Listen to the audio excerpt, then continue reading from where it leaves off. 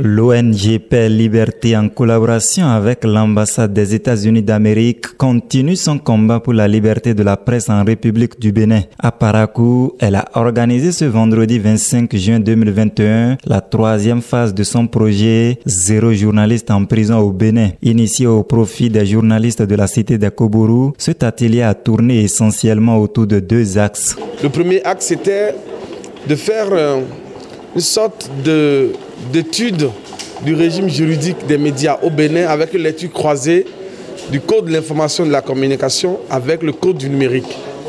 À ce niveau-là, il est apparu clairement que les journalistes ne sont pas régis par le code du numérique et l'explication a été très claire. Ensuite, le deuxième axe a été de voir l'exercice de la profession du journaliste et le code du numérique. Quelles sont les heures, quel a été le malheur et quel lieu pourrait-on envisager pour la profession journaliste au Bénin.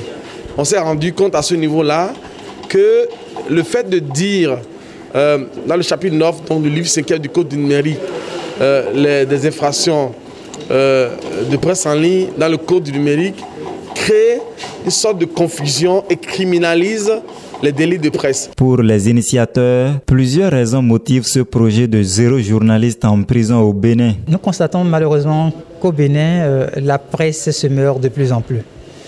Or, la presse constitue le quatrième pouvoir et donc par conséquent, il fallait à un moment donné s'arrêter, faire le point pour savoir les irrégularités qui nous conduisent à tous ces traitements qu'on bénéficie de plus en plus du classement de Reporters sans frontières.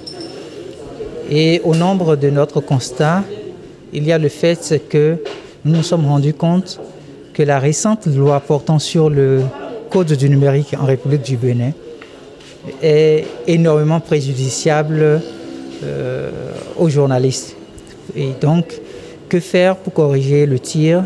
C'est donc la réponse que vous aviez eue à travers la troisième phase de cette session de formation qui rentre en ligne de compte du projet Zéro journaliste en prison au Bénin.